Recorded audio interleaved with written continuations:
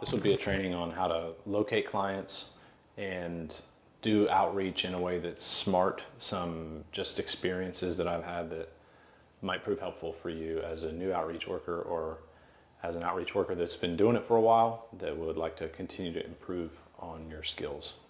So let's say you're entering a whole new community. That's usually the easiest way to think about it. And you're trying to figure out where people are. And my suggestion is to start with needs. So the basics, right? Food. People need food. So figure out where the food banks are. There might be tents near that. Figure out where the open dumpsters with no locks are. There might be people near those.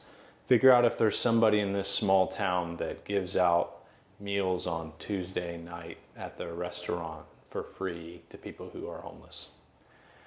Find out if there's a schedule of community meals and add it to your schedule. You might even, if you're working in a place with a big town or a lot of meals scheduled in one place, create a calendar that you can reference to schedule your week based on different events that happen every week, whether it's a local community health center that runs an event every week, a blood pressure check or something like that. Whatever it is, get them in your calendar so that you can think wisely about where do I go to locate new clients or old clients that have sort of fallen off and I can't find them. So near food.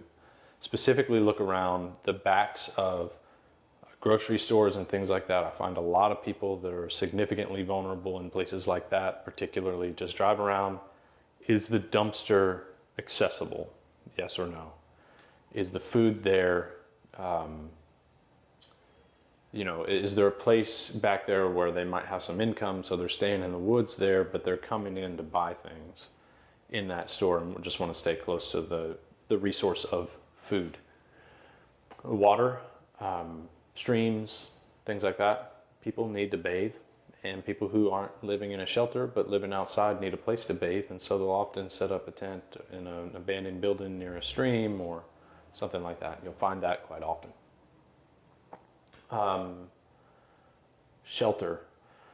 So it might be a physical shelter, like a homeless shelter, but it might also be a bridge. People need to get out of the rain. It might be getting up high and looking down into the ravine and seeing if you see any tents. It might be, I've found people in caves, in abandoned buildings. Look for places with roofs. A boarded up abandoned building is a great place to staple your business card on the back of the building. On those boards that are clearly going to come off, they're not meant to look nice, you're not destroying anything, just, sorry I missed you. If you're homeless, contact us, because people experiencing homelessness might go there and try to get in. Safety is an issue in many communities. If people in that community who are experiencing homelessness are experiencing trauma at the hands of another person experiencing homelessness or at the hands of police or something like that, or they're afraid of someone, they will seek to be far out. But they'll only go so far, usually. So look just outside of city limits. If you happen to have a city police force, sometimes folks will get themselves right outside of city limits and try to stay in a place where there's some distance from police. They may perceive police as dangerous physically, they may perceive police as dangerous for catching them doing things that they do. Alcohol is a need for some folks, and so you want to, particularly if you're an outreach worker, it's West Virginia, start selling alcohol at 7 a.m., get to the liquor stores and the gas stations and 7-Elevens and Sheetz at 7 a.m. There may be people coming in between 7 and 8 looking to get rid of the shakes. And then services. We see sometimes tents near the community mental health. Folks that know, I need to be close to my doctor.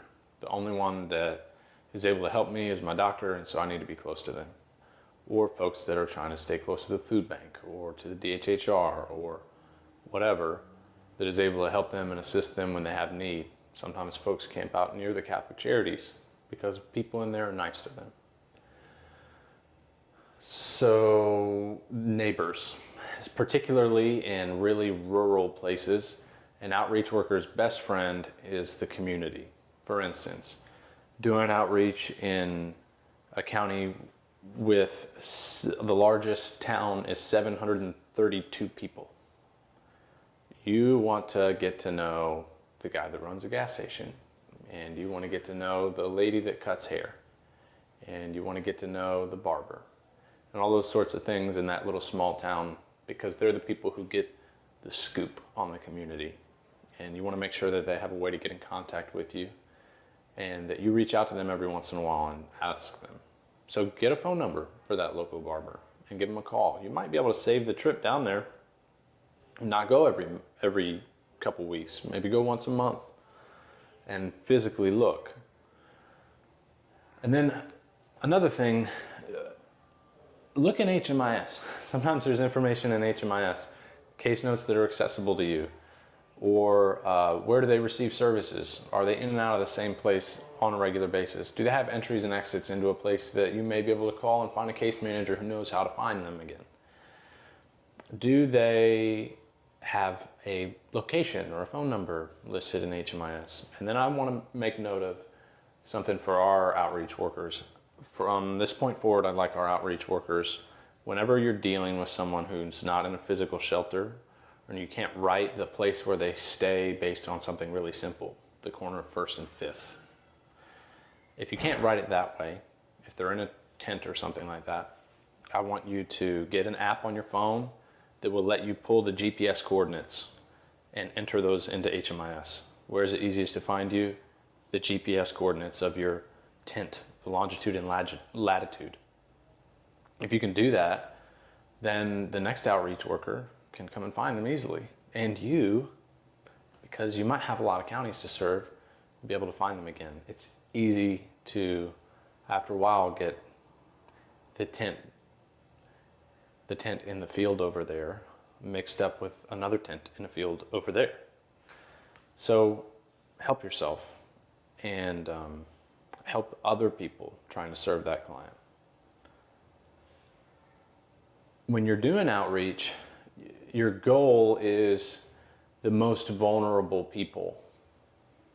So you're looking specifically for people that don't go in and get services elsewhere, that don't have another way to get connected to the system, particularly chronically homeless people or people with severe mental health issues or severe substance abuse issues that leave them in a place where they just don't leave what they're doing or the way they're thinking in order to get into services. So don't let your time be monopolized by low need clients who are capable of calling you. I'm not saying don't answer your phone, but I am saying pass off low need people to low need providers whenever possible, and focus your attention as a specialist in unsheltered, highly vulnerable, homeless populations. Focus your attention on those unsheltered, highly vulnerable people. As outreach workers, some of our grants like PATH allows you to bill InReach, but I don't want any outreach workers from the coalition doing InReach. If you find yourself in a shelter on a regular basis, there's a problem.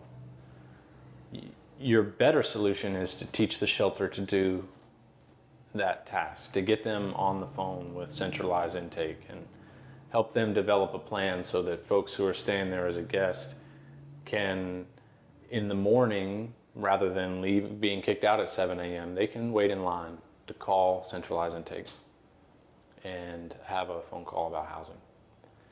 Things like that will reduce the amount of time that you spend over the long haul doing things that are not your specialty. And they will also equip the community to serve well without you. And that means that you can move on and we can collectively achieve more and end homelessness more effectively. So there'll be more coming specifically for outreach And I look forward to having the best outreach team that could be imagined.